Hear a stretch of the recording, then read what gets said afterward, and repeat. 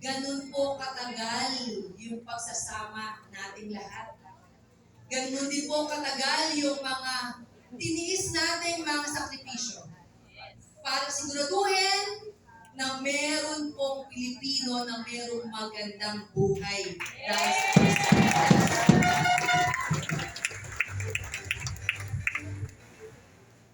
So, yung vision para sa akin, kaya sabi ko po ay pagtitiwala, paniniwala. Kasi kahit na po anong presentation sa inyo ni First Vita Plus, kahit na anong bahay, kotse, travel ang ipakita sa inyo ng nag-invite sa inyo,